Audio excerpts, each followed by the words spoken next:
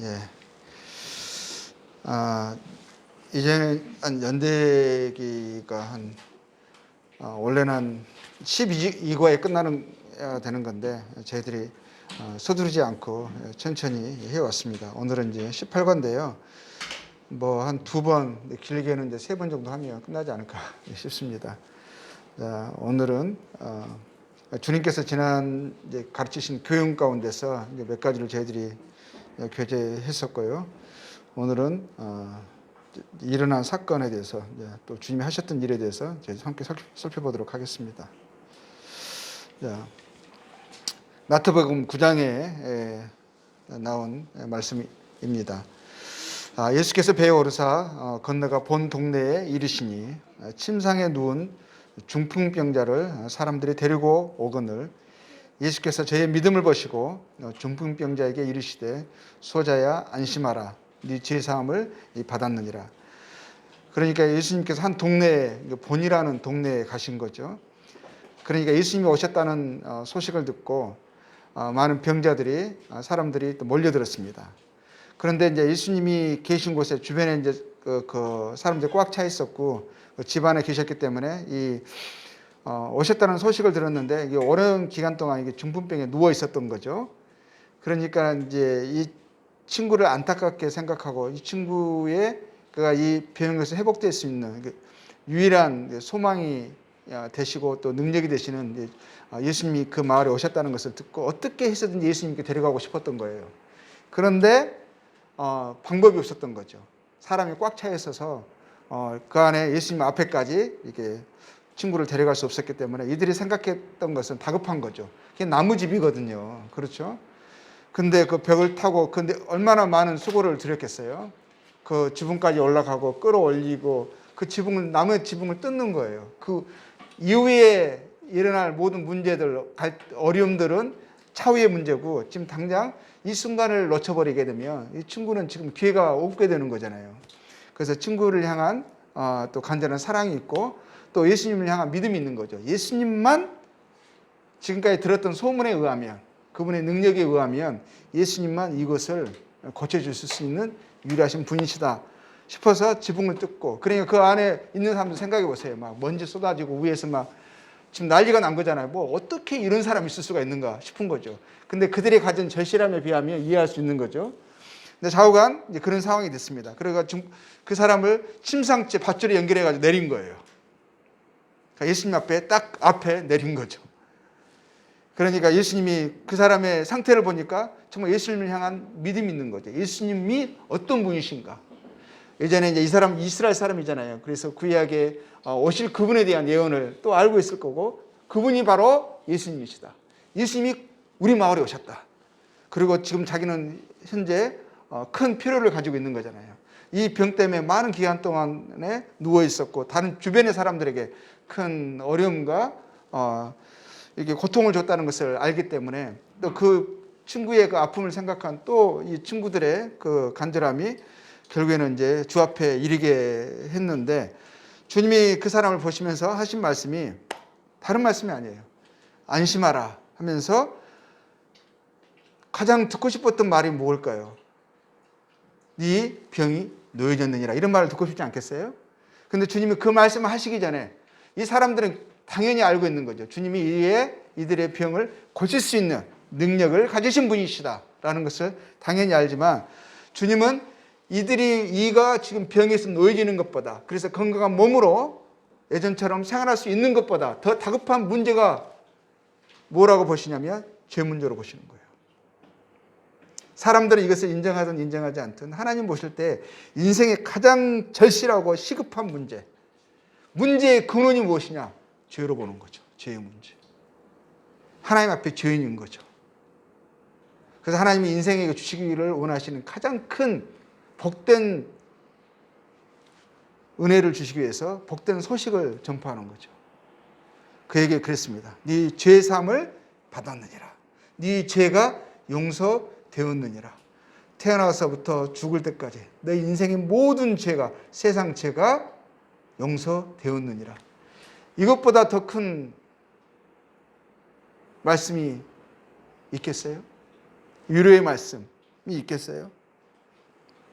근데 그 말을 들은 어떤 서기관들이 속으로 이렇게 생각합니다. 이 사람이 신성을 모독하도다. 이 말은 무슨 말이에요? 죄를 용서할 수 있는 분은 네 제사함이 되었다라고, 제사함을 받았느니라고 하실 수 있는, 이런 말을 하실 수 있는 유일하신 분은 하나님밖에 없는 거예요. 하나님만 인생의 죄를 해결하실 수 있는 유일하신 분이시죠. 근데 자신들이 봤을 때는 인간인 거죠. 사람이잖아요. 아무리 능력이 뛰어나다고 할지라도 하실 수 있는 말이 있다 이거죠. 하나님께 속한 말을, 하나님만이 하실 수 있는 말을 어떻게 인생이 감히 할 수 있느냐. 하나님을 모독한다 했어요. 지금 이 사람들이 예수님 앞에 있는 거잖아요. 예수님이 너무너무 놀라운 분이시죠. 그 전에 본 적이 없는, 들은 적도 없는 일을 그들 눈앞에서 펼쳐지는 거예요.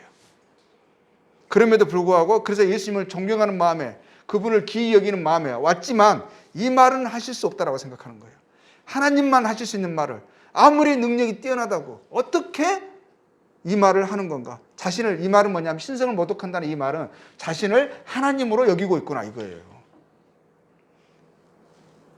그래서 근데 예수님이 그 생각을 하시는 거예요. 이 사람이 말로 하지 않았어요. 어떻게 하나님이 하실 수 있는 말을 당신이 하십니까? 하나님을 모독하는 행위입니다. 지금 스스로 지금 말씀하신 그 말씀이 자신을 하나님이라고 말씀하시는 거잖아요. 그렇게 말씀하시면 안 되는 거잖아요. 이렇게 말하지도 않았어요. 속으로 생각하고 있었던 거예요. 근데 그 생각을 아시는 거죠. 하나님은 사람의 생각을 아시잖아요. 모든 것을 아시잖아요. 전능하신 분이시잖아요. 그 생각을 아시고 가라사대 그리고 뭐라고 말씀하시는 거죠? 너희가 어찌하여 마음에 악한 생각을 하느냐 하신 거예요. 예수님의 신성을 의심하는 그 자체가 뭐라고 말씀하시는 거죠? 악함이다 하시는 거죠. 하나님을 공경하는 마음에서 품었던 생각이에요.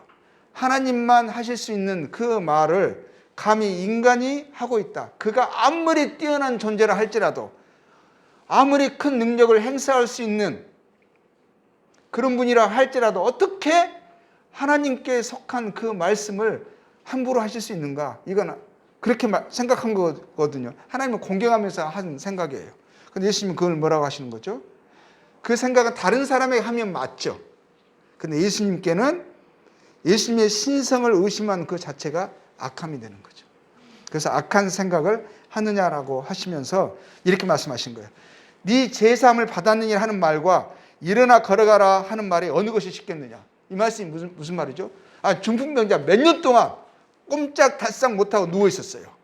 대소변도 가리지 못했어요. 그렇죠? 생각과 정신은 말짱한 거예요. 몸이 말을 안 듣는 거예요. 완전 마비된 상태잖아요. 그 사람에게 갑자기 말 한마디로 일어나 걸어가라. 그 말이 쉬워요? 정말 그대로 일어나 걸어가요. 이게 쉬운 게 아니잖아요. 그렇죠? 네 제사함을 받았느니라. 이 말은 쉽게 할 수 있다고 얘기해주죠. 그런데 이게 무슨 말? 둘 다 실상 제사함을 받았느니라 그 말의 능력으로 이루어진다면 그것도 놀라운 말이잖아요. 일어나 걸어가라 하는 말도 놀라운 말이죠. 둘 다 쉬운 말이 아니잖아요. 근데 주님이 일어나 걸어가라 하는 그 능력의 말씀이 그에게 이루어진다면 이것을 통해서 뭘 말씀하시는 거예요? 예수님은 죄를 사하는 권세가 있다는 것을 이것을 통해서 확실하게 나타내는 증거다 이렇게 하시는 거예요. 그래서 그들에게 이렇게 제사함을 받았느니라 하는 거예요. 그 일을 하시기 전에 그것을 행할 수 있는 능력, 일어나 걸어가라 하는 말이 쉽겠느냐? 너희들이 할 수 있느냐? 너희가 전에도 후에도 이런 일을 본 적이 있느냐? 나는 그 일을 행할 수 있는 능력이 있다. 그런 능력을 무엇을 결국엔 뭐는 제사함을 행할 수 있는 그런 권세를 갖는 분이시라는 것을 이 능력을 통해서 나타내시는 거라 하시는 거죠. 자, 보겠습니다. 그러나 인자가 세상에서 죄를 사하는 권세가 있는 줄을 너희들 인자 사람의 아들로 보지만 사람으로 보지만 세상에서 죄를 사하는 권세가 있는 줄을 너희로 알게 하려 하노라. 이 말은 뭐예요? 죄를 사하는 권세는 하나님만 가지시는 거죠. 하나님이 사람의 몸을 입고 사람으로 인자로 오셨다. 인자로 오신 그 예수님이 왜 이 땅에 오셨느냐? 인간의 죄를 사하러, 인간의 근본의 문제를 해결하고 하나님께서 인생을 창조하신 그 원래의 목적대로 하나님께 연합되어지는 하나님의 영광에 참여하는 그런 자격과 권세를 주기 위해서 왔다라고 하시는 거죠. 세상에서 죄를 사하는 권세가 있는 줄을 너희로 알게 하라 하노라 하시고 그럽니다. 중풍병자에게 말씀하십니다. 말씀으로 세상을 창조하신 그 하나님께서 빛이 있으라 하심에 빛이 그대로 되어졌죠. 존재하는 모든 것들을 말씀으로 지으셨어요.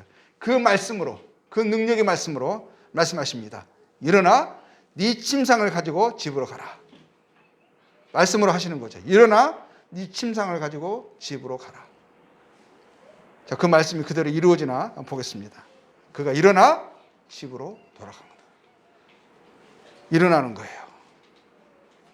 우리가 보고 두려워하며 이런 권능을 사람에게 주신 하나님께 영광을 돌리니라. 근데 이것은 일어나 집으로 돌아가는, 일어나 침상을 가지고 집으로 가라 하셨잖아요. 그 말씀이 그대로 이루어졌잖아요. 이건 뭘 말하는 거죠? 예수님께서 세상에서 죄를 사하는 권세가 있는 줄을 알게 하려 하심이라 하셨어요. 그들이 알아야 되는 거죠. 죄를 사하는 권세를 예수님이 가지셨구나. 그럼 예수님은 누구신가? 하나님이시라는 것을, 인생의 죄 문제를 해결하시고자 이 땅에 오신 하나님이라는 것을 알게 하고자 하심이 목적이었죠. 그래서 말씀으로 이 사람을 고치셨습니다. 그리고 또 예수님이 마가복음에 보면 2장에 이런 말씀이 있죠. 예수께서 다시 바닷가에 나가시매 무리가 다 나왔거늘. 예수님이 가시는 곳마다 사람들이 몰려들었죠. 예수께서 저희를 가르치시니라. 또 지나가시다가 알페오 아들 레위가 세간에 앉아 있는 것을 보시고 저에게 이르시되 나를 쫓으라 하시니 일어나 쫓으니라. 세간에 앉아 있다라는 것은 무슨 말이에요?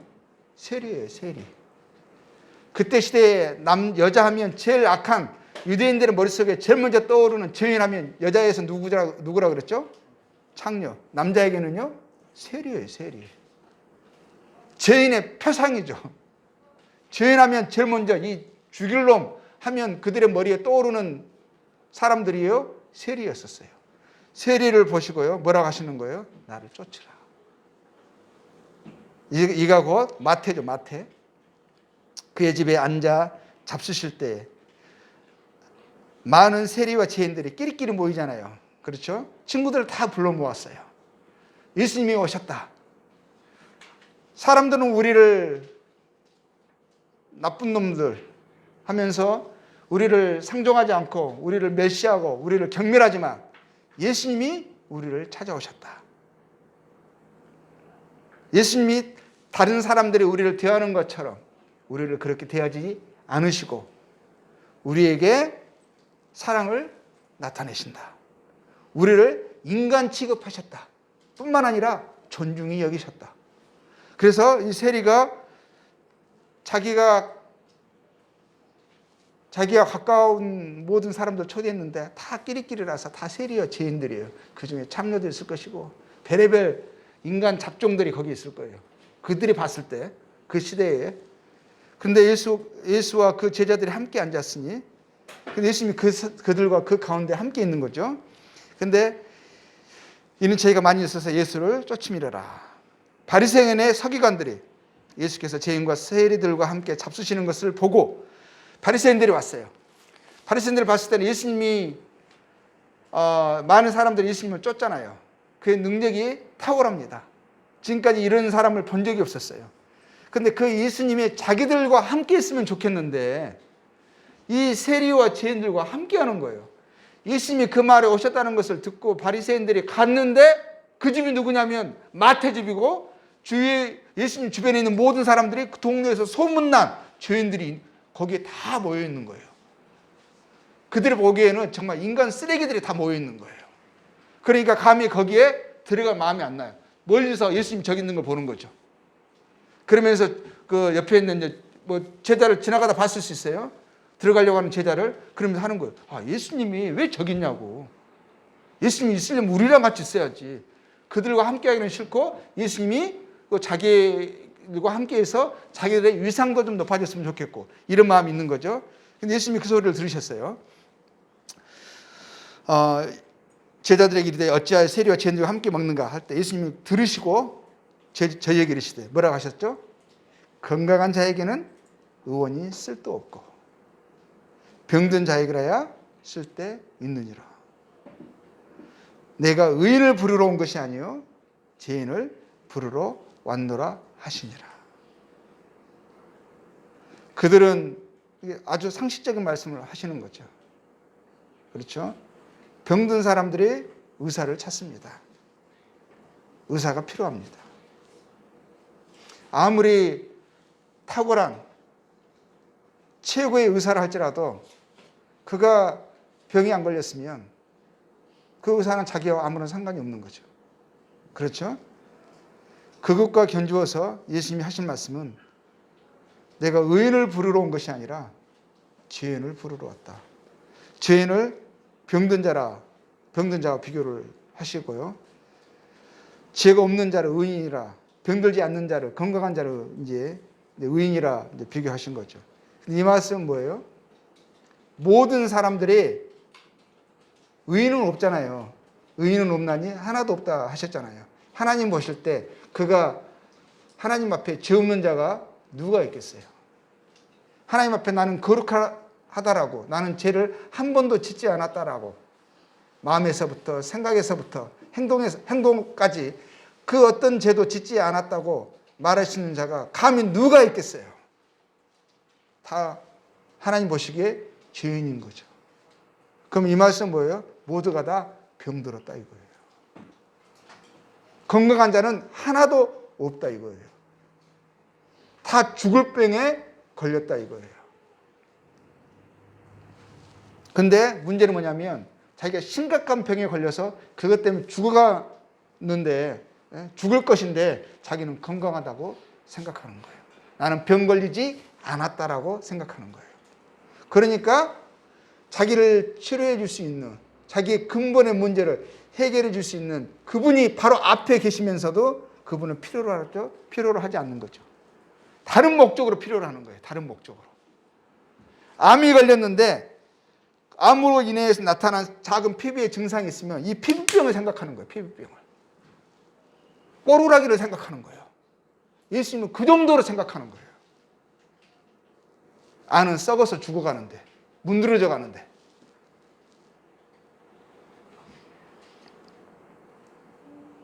그럼 누가 병든 죄인이겠어요? 모두가 다 그렇다라고 하시는 거죠. 기록한 바 의인은 없나니 하나도 없으며 깨닫는 자도 없고 하나님을 찾는 자도 없고 다 치우쳐 한 가지로 무익하게 되고, 다 치우쳐 한 가지로 무익하게 되고, 무익하다는 게 무슨 말이죠? 쓸모없다 이거예요. 쓰레기다 이거예요. 쓰레기다. 제약된 쓰레기. 노아의 홍수 때 하나님께서 인간의 죄를 보시고 마음의 생각이 항상 악할 뿐임을 보시고 하나님이 심판을 결정하시면서 하셨던 말씀이 뭐죠? 쓸어버리되 그러셨어요. 쓸어버리되. 한 가지로 인생들이 악한 것을 보시고 도저히 수리가 안 되는 상태를 보시고 그러면서 자기의 문제도 인식하지 못하고 하나님을 향해서 은혜와 자비를 강구하지 않는, 오히려 스스로 교만하여서 다른 사람들을 업신여기고 서로를 판단하는, 잘났다고 자신을 여기는 그 교만하고 악한 상태를 보시고 하나님이 뭐라고 하시는 거죠? 심판을 말씀하시면서 쓸어버리겠다. 쓰레기로 여기시는 거예요. 쓰레기. 한 가지로 무익하게 되고 손을 행하는 자는 없나니 뭐라고 하셨죠? 하나도 없다. 우리들은 이렇게 말하면 기분 나쁘잖아요. 사람이 사람에게 이런 말 하면 기분 상하죠. 그렇죠? 왜냐하면 그렇게 말하는 그 사람도 나랑 별거 다를 게 없는데 자기는 안 그런 것처럼 나보다 낫다라고 여기면서 나를 무시하는 그 말을 하는 것이니까 너는 어떻고라는 말이 나오죠. 우리는 그렇게 사람에게 그렇게 말할 수 없어요. 이 말씀을 하실 수 있는 분은 하나님 뿐이시죠. 하나님 인생을 보시고 무익하다. 하나도 없다. 의인은 없다. 하나도 없다. 이렇게 말씀하실 수 있으시고 하나님이 인간을 평가하실 때 이렇게 말씀하시는 거예요. 뭐라고 또 로마서 3장 23절에는 뭐라고 말씀하시냐면 모든 사람이 죄를 범하였으며 모든 사람이 죄를 범하였으며 이 말에서 자유로울 수 있는 사람은 한 명도 없다라고 하시는 거예요. 모든 사람이 죄를 범했다. 다른 말로 하면 죄인이다. 그렇죠? 하나님의 영광에 이르지 못하더니. 이 말씀 속에 뭐가 있는 거죠? 하나님이 인생을 창조하신 목적이 나오죠. 하나님이 자신의 형상과 모양을 따라 인생을 지으신 거예요. 하나님의 영광에 이르는 존재로 그 계획과 목적으로 지으신 거예요. 영원한 존재로 지으셨어요. 하나님의 영광에 참여할 자로 지으셨어요. 영생의 존재로 지으셨어요. 근데 왜 그 영광에 이르지 못하는 자가 된 거죠? 죄를 범하였음에. 죄는 하나님과의 단절을 낳습니다. 하나님과 분리를 하게 합니다. 하나님께 대해 죽은 자가 된 거예요. 마치 나무에서 꺾여진 나무 가지처럼 떨어진 자가 된 거죠. 잘려진 자가 된 거죠. 그 자체가 죽음인 것이죠.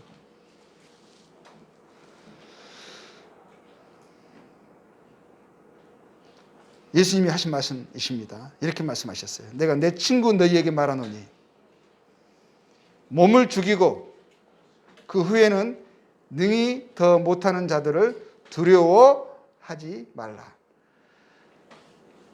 한 명을 죽였건 10명을 죽였건 30명을 죽은 연쇄의 살인자이건 아니 100만 명을 죽였건 600만 명을 죽였건 몇천만 명을 죽였건 그 사람에 대한 최고의 형벌은 그 사람 목숨 하나 끊는 것밖에 없어요. 그렇지 않아요? 이 세상에서 있는 최고의 형벌이 뭐예요? 징벌이 뭐예요? 사형이에요. 사형밖에 없어요. 근데 이 세상에 있는 거라면 한 명을 죽였건 히틀러는 600만 명을 죽였잖아요. 스탈린은 1000만 명을 넘게 죽였대요. 1000만 명을 넘게. 그가 죽인 자가 한 2000만 명 된다고 그런 말도 들었어요. 우리가 파리를 죽여도 2000만 파리를 죽이기는 쉽지 않거든요. 2000만 마리에. 그렇죠? 근데 사람을 그렇게 죽였다고요. 러시아에 가면은요, 러시아에 가면 몽골 단어들이 있어요. 몽골 사람들이, 몽골 단어들. 우리가 딱 들으면, 이거 몽골 말인데? 하는 단어들이 있어요. 그 중에 한 단어가 훙구르라는 지역이 있어요. 훙구르. 이게 뭐냐면, 훙이 사람이거든요. 구르가 다리예요. 다리. 징기스칸 때에 저기를 건너가야 되는데, 큰 강을 건너가야 되는데, 다리가 없잖아요. 어떻게 했냐면, 거기 마을 사람 다 죽이라는 거예요. 그걸로 다리를 만들었어요. 그래서 그 지역이 훙구르예요. 훙구르. 징기스칸도 사람 엄청나게 죽였거든요. 어느 지역에 갔는데 완전 평지예요. 평지. 안 보이는 거죠. 완전 지평선이 있는 거잖아요. 그 멀리를 봐야 되거든요. 그거 볼 수가 없어요. 탑을 쌓아 그런 거예요. 어떻게? 사람 죽여서. 사람이 근데 그렇게 해도요. 자기 목숨 하나 죽는 걸로 그냥 죗값을 감당하는 것밖에 없어요. 이게 전부라면 공평하지 않는 거죠. 근데 주님이 뭐라고 말씀하시는 거예요? 아니, 네 한 목숨 끊고 그 후에는 어떻게 할 수 없는 사람들을 두려워하지 말라라는 거예요. 사람을 두려워하지 말라라고 하시는 거잖아요. 그리고 뭐라고 말씀하시는 거죠? 마땅히 두려워할 자를 내가 너희에게 보이겠다라고 하시는 거예요. 마땅히 두려워할 자가 있어요. 그 사람이 아무리 무섭다 한들 그 사람 나 하나 목숨 끊는 것밖에 어떻게 할 수가 없어요. 근데 이 목숨이 전부라면 아깝죠. 근데 주님은 목숨 끊는 자를, 인생을 두려워하지 말라고 하시는 거예요. 마땅히 두려워할 자를 내가 너희에게 보이리니 뭐라고 말씀하시는 거예요? 곧 죽인 후에 이 죽음이 이 세상이 끝이 아니라는 거예요. 이 세상이 끝이라면 이렇게 말씀하지 않으시죠. 그렇죠? 죽인 후에 뭐라고 말씀하시는 거예요? 또한 지옥에 던져넣는 권세 있는 그를 두려워하라. 죽음이 다가 아니고 이 세상이 다가 아니고 죽음 후에 영원한 세상이 있고 지옥이 있고 지옥에 던져넣는 권세를 가지신 하나님이 계시다 이거예요. 천국과 지옥이 있다라고 말씀하시는 거예요. 우리는 지금 여기에요. 이 세상은요. 어떻게 보면 그냥 터미널과 같아요. 버스 터미널. 그냥 정류장과 같아요. 지금 우리는 차를 기다리고 있는 거예요. 천국으로 가는 하나님의 리무진 차를 기다릴 것인가? 그렇죠? 아니면 쓰레기장에 가는 쓰레기차를 기다릴 것인가? 정류장에서 아무리 안락하게 산들, 조금 더 오래 있는들 무슨 의미가 있어요? 어차피 떠날 건데. 하나님 그걸 말씀하시는 거거든요. 이 세상의 전부가 아니라는 거예요.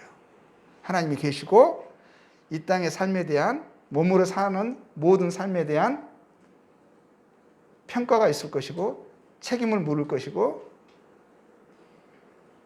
죄인으로 여전히 발견되어지면, 하나님이 주신 기회를 활용하지 못해서 여전히 죄인으로 마지막까지 살다가 하나님 앞에 서서 그렇게 낙인이 찍혀지고 선고가 되어지면 하나님은 그를 지옥에 던져 넣으신다는 거예요.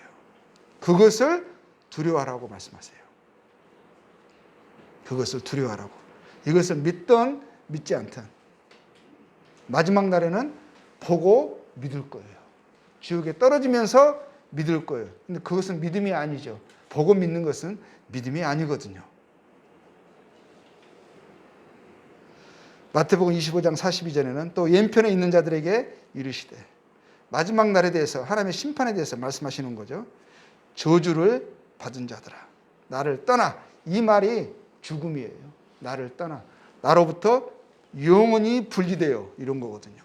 하나님 인생을 창조하신 목적에서, 하나님 인생에게 주신 기회에서, 하나님 인생을 위하여 예비하신 영원한 복에 대해서 최종적으로 완전히 분리되는 거죠. 나를 떠나 마귀와 그 사자들을 위하여 예비된 영원한 불에 들어가라. 영원한 불에 들어가라. 이게 무서운 거죠. 이걸 두려워하라고, 참으로 두려워할 것은 이거라고 말씀하시는 거예요. 지옥에 던져놓는 권세 있는 그를 두려워하라. 에스겔서 33장 11절에는 이렇게 말씀하고 있습니다. 주 여호와의 말씀에 나의 삶을 두고 맹세하노니, 하나님보다 더 크신 이가 없기 때문에 하나님이 힘주어서 이것은 정말 잊지 말고 마음속에 새기고 기억해야 한다라고 말씀하시면서 하실 때, 심지어는 그 하나님이 말씀으로 모든 것을 창조하시고 말씀하신 대로 모든 것이 되어지는 그 하나님께서 맹세라는 말씀을 사용하세요. 나를 두고, 나의 삶을 두고, 내 목숨을 두고, 아주 강한 말씀이시죠. 맹세하노니 하신 거예요. 반드시 되어진다는 거죠.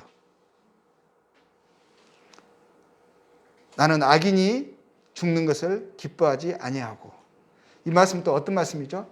악인은 반드시 하나님이 죽이신다는 거예요. 악인은 하나님이요, 그 한 사람도, 그 하나의 죄도 놓치지 않으시고 찾으셔서 반드시 상응하는 형벌을 받게 하신다. 반드시 찾으셔서 마지막까지 찾으셔서 그에 해당하는 벌로 죽이시겠다 이거예요. 이 죽는다는 말이 그냥 우리가 생각하는 이 목숨 끊는 거 아니에요. 둘째 사망이라고 하는, 나를 떠나라고 하시면서 영영한 불에 들어가라고 하실 때는요, 그게 죽음인데요. 그 죽음은 뭐냐면 너무너무 잔인한 거예요. 영원토록 죽는 고통을 겪는 거예요. 근데 죽어지지 않은 거예요. 지옥에서 가장 소망하는 것이 뭔지 아세요?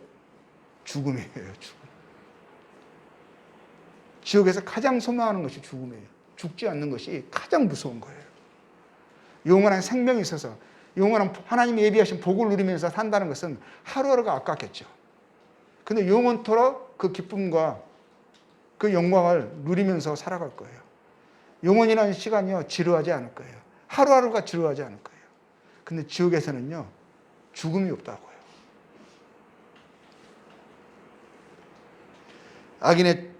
악인이 그 길에서 돌이켜 떠나서 사는 것을 기뻐하노라. 하나님이 기뻐하시는 것은 죄를 결코 기뻐하지 않으세요. 죄를 인식하고 악을 알고 그 악에서 돌이켜서 하나님이 기뻐하시는, 하나님이 원하시는 선하고 의로운 삶이 있어요.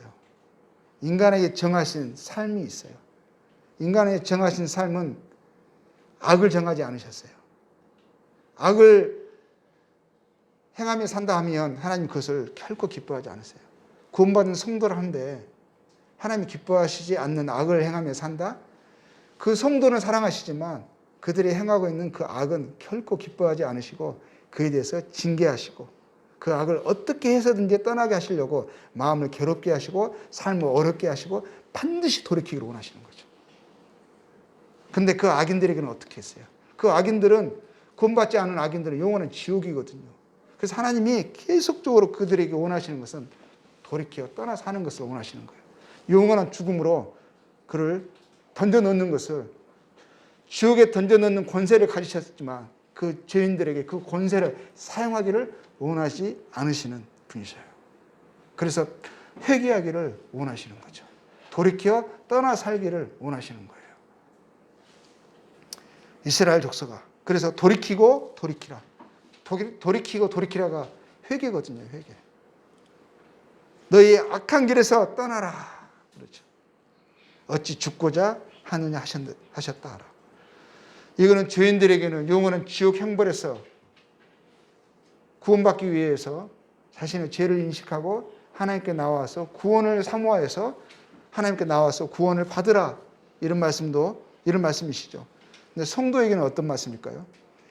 구원받은 성도가 여전히 제약된 길에서 산다면, 하나님이 기뻐하시지 않는 악한 일을 행하면서 산다면 하나님을 염두에 두지 않고 마치 하나님의 은혜의 복음을, 구원의 역사를, 구원의 사역을 마치 보험 든 것처럼 도장만 딱 찍었어요. 나는 천국 가 하면서 살아가는 삶의 형태는 악인의 삶을 살아가요. 그럼 하나님이 그 사람을 기뻐하실까요? 물론 그리스도 안에서 예수님을 믿고 그가 영원히 구원받은 것은 기뻐하시죠. 그 선택과 결정은 기뻐하시지만 그 삶의 행위를 기뻐하실까요? 하나님은 성품은요 변하지 않으세요.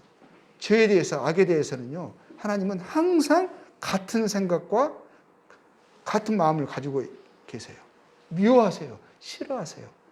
성경에 보면 하나님 보시기에 좋았더라, 이런 말씀들이 참 많아요. 하나님 보시기에 선하고 기뻐하시고 온전하신 그러한 것들이 변하지 않는 거예요. 하나님 죄를 보시고요 결코 괜찮다라고 하시는 분이 아니세요.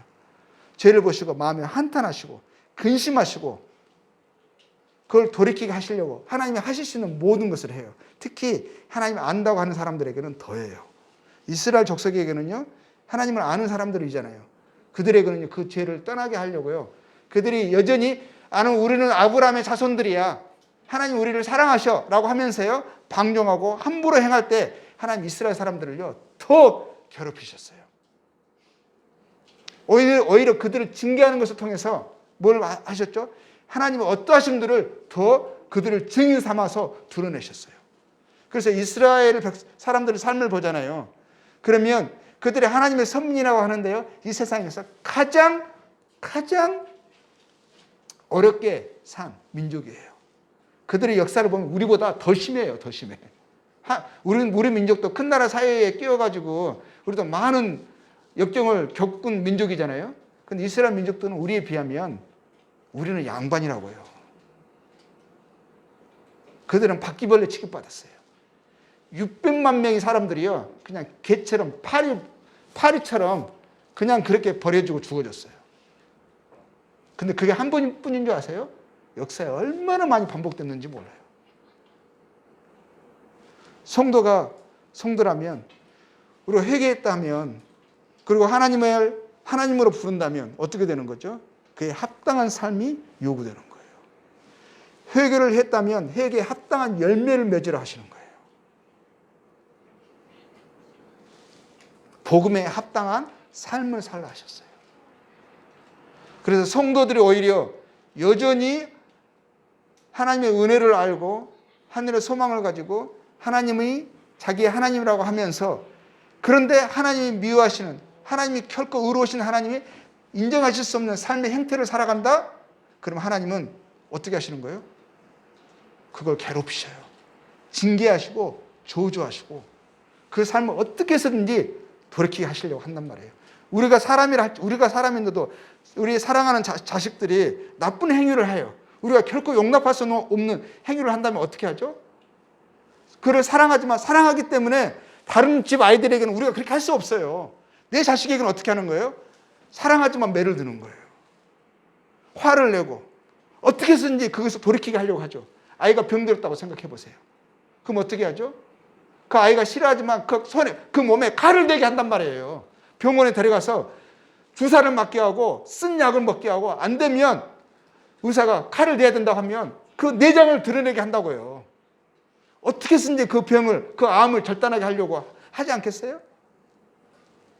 우리가 사람이라도 이렇게 하는데 하나님은 거룩하신 하나님이 자기 사랑하는 자녀들이 이 죄는요 악랄한 암과 같은 거예요. 바이러스와 같은 거예요. 어떻게 해서든지 죽여야 되고 잘라내야 하는 거예요.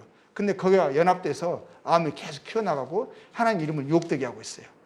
하나님 이름이 유혹을 받는 것도 문제지만 근데 실상은 하나님 생각하신 것은 그 사람이 어렵다고요. 지금 암이 걸려있으면 그 사람이 지금 어려운 거예요. 그게 고통인 거예요. 그 자녀를 사랑하시기 때문에 어떻게 해서든지 그걸 도려내려고 그 마음에 진정한 평안을 몰라요. 화평을 몰라요. 그러면서 자기가 세상에 더러운 것들을 먹으면서 화평하다 생각한 거예요. 보면은 이제 그 TV에서 공익 광고 같은 거 보면 공익 광고인가요? 이제 아프리카에서 이제 물이 없어가지고 그래서 이제 거기에 이제 그 우물을 파주고 그리고 막 그런 알약 같은 거 물을 정화시키는 알약을 이제 하는 그런 어떤 구호 단체들이 있잖아요. 근데 그런 광고 혹시 보신 적 있어요? 아프리카에서인데 물이 완전히 그냥 구정물 같은 물이에요. 보기만 해도 막 지저분한 그런 물이거든요. 근데 물이 없어가지고 그 물을 받아서 먹어요. 그 아이들에게 주고 있어요. 먹으면 병든다는 거 알아요. 그런 물을 주고 있단 말이에요. 그런데 우리 인생을 우리가 생각해 하나님 우리를 생각해 봤을 때 우리에게 좋은 것을 주시기를 원치 않으시겠어요? 우리가 그런 것을 먹고 우리가 살 수 없는 거잖아요. 우리 죄 가운데 우리 삶을 어렵게 하는 것을 우리가 스스로 취하면서 사는 것은 하나님 그걸 먹지 말라 하시는 거죠. 취하지 말라 하시는 거죠. 이사야서 55장 7절에 이렇게 말씀되어 있어요. 악인은 그의 길을, 불의한 자는 그의 생각을 버리고 여호와께 돌아오라. 하나님은 악인이 여전히 그 길을 살아가고 버릴 마음이 없는데 불의한 자가 뭐예요? 불의한 생각을 하고 그 생각 가운데 뭐죠? 살아가는 거거든요. 불우한 생각이 언행으로 나타나는 거거든요. 근데 그 사람이 그냥 하나님 믿어줬다는 것 때문에 교회 다닌다는 것 때문에 아니면 기도한다는 것 때문에 여전히 불의한 생각을 하고 있고 불의한 삶을 살아가고 있는데 괜찮다. 나는 너를 사랑한다. 물론 사랑하시죠. 그리스도 안에서. 근본으로는 사랑하세요. 근데 악한 길을 여전히 삼고 있고 그가 불의한 삶을 여전히 행하고 있는데 그거에 대해서 애통하는 마음이 없고 돌이키고자 하는 마음이 없어요. 그런데도 여전히 괜찮다 하실까요? 그런 부모가 어디 있어요? 쓰레기를 먹고 있고 암이 지금 커져가지고 있는데 괜찮아. 그런 부모가 어디 있냐고요. 근데 하나님을 그렇게 하나님으로 나쁜 아버지를 여기면 안 된다고요. 자식도 사랑하는 자녀에게는 칼을 대게 하는데 하나님이 우리의 삶을 만신창이가 되게 하더라도 그 중심을 하나님께로 돌이키게 하고 싶지 않으시겠어요? 하나님이 영원한 삶을 아시는데 이 땅의 삶을 괜찮아. 그냥 마약을 주면서 그냥 헛된 기쁨을 누리게 하시겠냐고요. 하나님에 대한 오해가 저는 심각하다고 봅니다. 구원받았다고 하는 사람들이요, 복음을 너무 가볍게 여겨요. 하나님을 안다고 하는데 하나님을 안다는 삶의 행위가 나타나지 않아요. 하나님을 두려워하지도 않고 죄를 무서워하지도 않습니다. 저는 어렸을 때 아이들이 자주 했던 말이 있어요. 아이들이 기가 닳도록 들은 말이 있어요. 가장 무서워할 것이 뭐냐? 정말 무서운 게 뭐냐? 병 걸리면 무섭잖아요. 정말 무서운 게 뭐냐? 그건 죄다 그랬어요. 죄. 양심을 속이는 거. 제약된 행위를 하면서 부끄러워하지 않고 돌이키려고 하지 않고 그것에 연합돼서 제약된 생각을 하고 삶을 살아가는 거. 이게 정말 무서운 거다 그랬어요. 불의한 자는 그의 생각을 버리고 여호와께 돌아오라. 그리하면 그가 긍휼히 여기시리라. 우리 하나님께로 돌아오라. 그가 너그럽게 용서하시리라. 하나님 우리를 용서하시기를 원하세요. 그 용서의 전제는 뭐죠? 긍휼히 여기시기를 원하세요. 우리를 하나님 은혜 가운데 두시고 우리를 평강으로 지키시기를 원하세요. 참된 평강과 참된 희락과 그러한 것들을 주기를 원하세요. 근데 전제가 뭐죠? 버리라는 거예요. 돌이키라고 하시는 거예요. 여전히 죄와 함께는 빛과 어둠이요 함께 할 수 없는 거예요. 하나님께 계시다고 하시면서 여전히 죄를 사랑하고 내 생각을 하나님이 인정하실 수 없는 불의한 생각을 품으면서 여전히 하나님 나를 기뻐하실 거라고 생각하는 것은 심각한 착각이에요. 우리 마음은 우리가 그것을 하나님 미워하시는 것을 우리도 미워해야 돼요.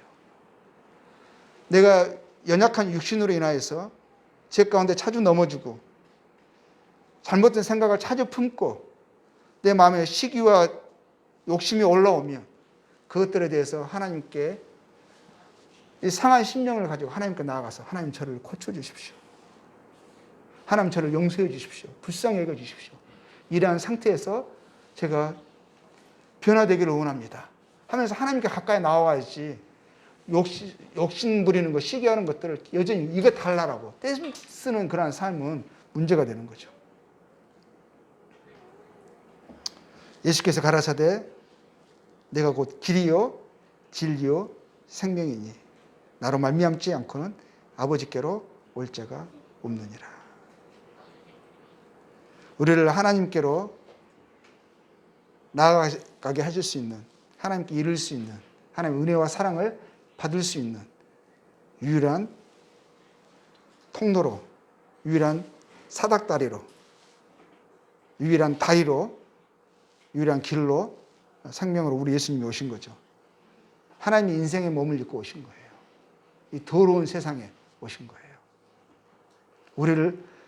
우리를 이 죄인들을 받아주신 거예요. 우리와 같이 함께 있기를, 우리의 더러움을, 우리의 냄새남을, 이거를 더럽다, 불편하다, 싫다 하지 않으셨어요.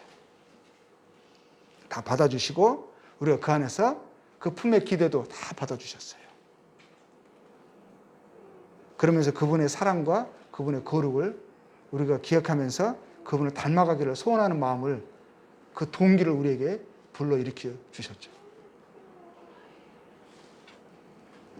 우리 예수님을 통해서 하나님이 인생에게 어떠한 모습을 원하시는가, 인생의 가장 합당한 모습이 어떤 모습일까, 그 모습을 우리가 예수님을 통해서 보고 있는 거예요. 하나님을 사랑하고 하나님이 거룩하시니까 그 거룩을 사모하고 사랑하고 쫓고 또 인생들을 사랑하는 모습 속에서 우리는 하나님이 인간에게 원하시는 가장 온전한 합당한 삶의 모습을 우리가 보고 있는 거죠. 자, 예수님이 이렇게 말씀하셨어요. 무리와 제자들을 불러 이르시되 누구든지 나를 따라오려거든 자기를 부인하고 자기 십자가를 지고 나를 따를 것이니라. 누구든지 자기 목숨을 구원하고자 하면 잃을 것이요 누구든지 나 복음을 위하여 자기 목숨을 잃으면 구원하리라. 전제가 뭐죠? 예수님이 우리를요 가먼이설로 나를 따르고 나를 믿으며 너희가 원하는 것을 다 얻을 수 있을 거야. 너희 삶이 축복받을 거야. 너희 기도가 다 응답될 거야. 너희 욕심이 다 충족될 거야 하지 않으셨어요. 정반대로 말씀하셨어요. 어떤 사람들은 예수님이요 믿으면 뭐 3박자 축복, 5박자 축복 막 이렇게 이야기해요. 다 복 받는데요. 그 악랄한 거짓말이에요. 예수님은 정 다르게 말씀하셨어요. 나를 따라오려거든 뭐라고 말씀하시는 거죠? 자기를 부인하는 것을 요구하셨어요. 내 생각을 부인하고 내 원함을 부인하고 내가 세상에서 행복이라고 생각했던 그 기준을, 그 가치관을 부인하는 거예요. 인생의 의미와 목적에 대해서 내가 생각하고 있었던 그것으로 내가 하나님을 찾고 하나님께 요구하는 것이 아니라 하나님의 뜻을 나의 뜻으로 받아들이는 거죠. 하나님의 선하시고 기뻐하시고 온전하신 뜻이 인생을 향하여 가지셨던 원래 본래적인 뜻이 있어요. 그 뜻을 우리가 알아야 되는 거예요. 하나님 인생에게 알려주신 그 뜻을 진리라고 이야기하죠. 그 진리를 알아야 되는 거죠. 그리고 그 뜻을 우리가 순종해야 되는 거죠. 그런데 하나님의 그 뜻과 우리의 원함과 우리의 생각과 일치가 되지 않아요. 그럼 어떤 생각이 벌어져야겠어요? 하나님 보고 하나님 당신이 포기하셔야겠네요? 하나님 당신이 거 버리시고 내 걸 따라주세요 라고 하는 것은 뭐죠? 종교예요, 종교. 그렇죠. 근데 하나님을 믿는다고 하면서 그렇게 행하고 있어요. 하나님의 뜻이 중요한 게 아니고 하나님의 선하시고 온전하시고 기쁘신 뜻이 무엇인가, 하나님 우리 인생에게 요구하는 것이 무엇인가가 나의 삶의 푯대가 되어 있지 않고 살아가는 이유가 되어 있지 않고 뭐라냐면 하나님 그것은 무슨 말인지는 알겠는데 잠깐 내려놓으시고 내 말 좀 들어보시오. 내가 원하는 것은 이거니까 이것만 축복해 주시오. 지가 하나님이에요. 지가. 하나님을 종 부르듯이 하는 거예요. 알라딘의 지니처럼 생각하는 거예요. 그리고 그냥 혼자 기분 나빠.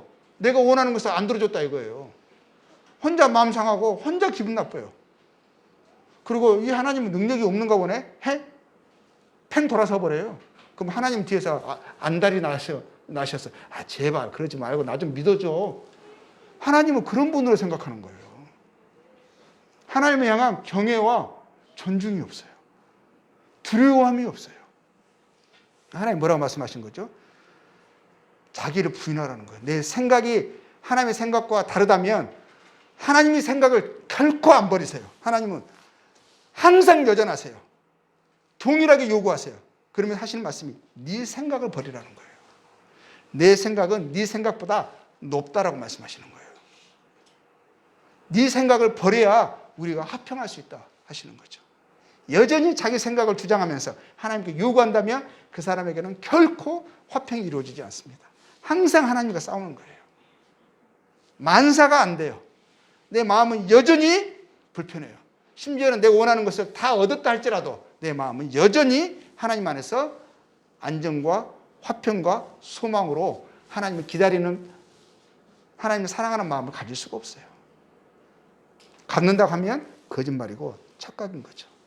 마약을 먹어도요 진짜 기쁨이 이루어진대요. 한번 맛을 봐버리면 다른 것은 아무것도 아니래요. 마약을 한번 맛들어 버리면. 근데 그 마약이 진정한 기쁨인가요? 진정한 만족인가요? 세상에서도 그거 못하게 하려고 하는 사람들 잡아가지고 감옥에 집어넣잖아요. 격리시키잖아요. 왜 그래요? 그거는 사람을 판멸하는 기쁨이거든요. 거짓된 만족이거든요. 자기 십자가를 지고 죽을 각오를 하고 죽는다 생각하고 죽음에 내어놓고 주님을 따르라고 하시는 거예요. 이 땅의 삶이 전부가 아니고 우리에게는 영원한 삶이 있으니까요. 하나님이 염두에 두신 것은, 우리에게 소망하신 삶은, 하나님의 영광은 하늘에 속해 있어요. 하늘에 속한 모든 신령한 복을 그리스도 안에서 약속하셨어요. 그것을 정말 복으로 여긴다면, 예수님이 정말 아버지께 나아가는 길이요 진리요 생명이시라는 것을, 하나님 아버지께 나아간다는 것, 하나님 아버지와 화평케 되어지는 것이 인생의 참된 복이라고 생각한다면, 죄가 용서되고 영원한 지옥불에서 해방되어져서 마귀의 권세에서 벗어나서 하나님과 연합되는 것이 우리에게 진정한 복이고, 하나님 말씀하신 그 참된 복이고, 그것이 하나님 우리에게 주시기를 원하시는 참된 선물이라는 것을 우리가 안다면 우리 그걸 정말 사모하게 되지 않겠어요? 정말 지옥이 있다면, 정말 지옥에 던져놓는 권세를 그분이 나에게 발휘하실 수 있는데 나에게 발휘하지 않으시고 오히려 하나님의 영광에 들어가게 하시는 그러한 길로 우리를 인도하시기를 원하신다면, 우리가 그를 받기를 사모하는 우리 심령, 하나님이 그렇게 사모하시는데, 기다리시는데,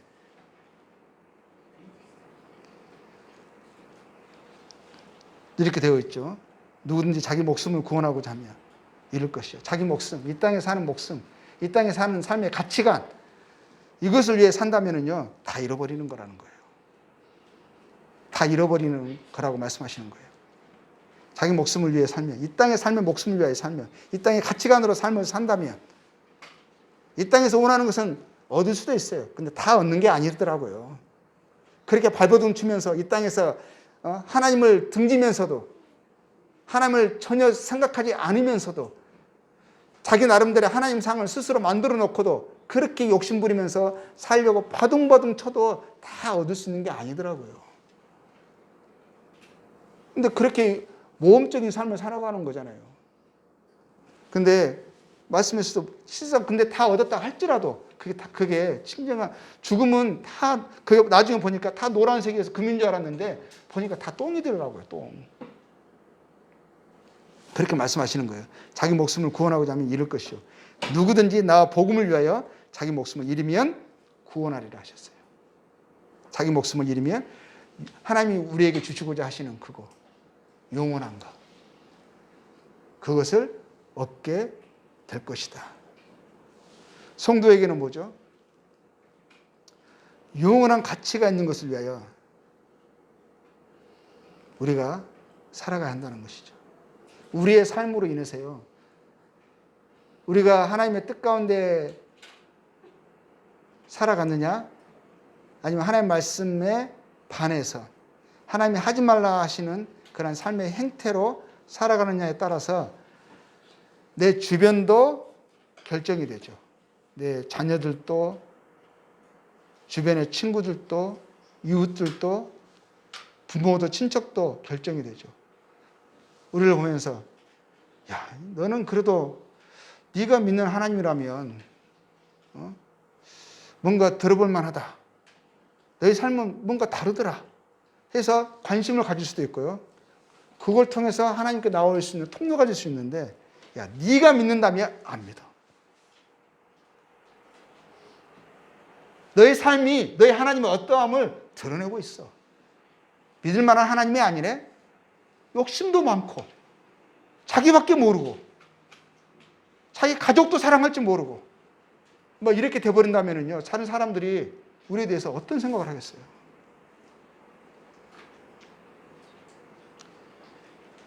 우리가 축복의 통로가 될 수가 있고 저주의 통로가 될 수 있어요. 하나님께 오는 길을 우리로 인해서 차단해버리고 막아버릴 수가 있고요. 우리를 통해서 한 사람이라도 더 하나님께 인도될 수가 있어요. 저희들이 이 말씀은 그냥 아직 하나님을 모르는 사람들에게만 해당되는 것이 아니고 저희들에게도 이제 염두에 두고 또 적용하고 생각해야 된다고 생각이 듭니다. 우리가 주님을 따르는 자로서 하나님의 생각, 하나님의 뜻이 저희들의 생각이 되어져야 하고, 저희들의 소원이 되어져야 하고, 저희들의 뜻이 되어져야 하는 거죠. 나의 생각을 부인하고 나의 삶의 계획을 내려놓고 먼저는 하나님의 뜻이 우선이 되어져야 하는 거죠. 그 뜻 안에서 우리가 생각하고 행동하고 결정하며 살아야 하는 거죠. 그래서 하나님의 생각과 나의 생각이 일치가 되어져야 해요. 아직은 그것이 이루어지지 않아서 내가 아직은 소원으로 남아있지만, 그렇지만 그 소원을 향해서 내가 나아가는 진보함이 매일매일 이루어져야 하는 거죠.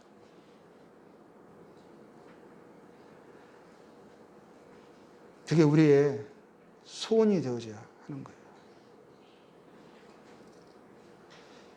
근데 그게 소원이 아니고 소원이 다른 것에 있어요. 세상 사람들도 하는 일반의 소원을 가지고 있어요. 내 주님을 닮아가고 내 안에서 하나님을 사랑함으로 나타나는, 하나님을 더욱더 사랑하게 되어지고, 그 주님이 나의 삶의 표대가 되어져서 그러한 소원과 간절함을 가지고 내가 살든지 죽든지 그리스도께서 내 몸에서 존귀케 되어지는 그런 삶의 소원을 가지고, 또 소원이 갈수록 커져 나가고, 그것이 나의 생각을 정립시키고 나의 삶을 이끌어 나가는 동기와 능력이 되어져야 하는 거죠. 갈수록 그렇게 되어지기를 사모하게 됩니다. 이 말씀대로 결국 우리가 주님을 위하여 살면 진정한 우리에게 필요한 것들을 우리가 얻게 되어지는 거죠. 우리가 지옥에서도 구원을 받았잖아요. 이제 그러면은 이 구원은 육신의 삶에서 어떤 세상의 풍조에서, 어떤 육신의 소욕에서, 정욕에서부터도 우리가 해방되어져서 하나님의 뜻 가운데 우리가 자유롭게 힘있게 살아가는 성도의 본연의 모습이 나타나지 않을까, 이렇게 생각이 하게 됩니다. 오늘은 여기까지 하겠습니다. 감사합니다.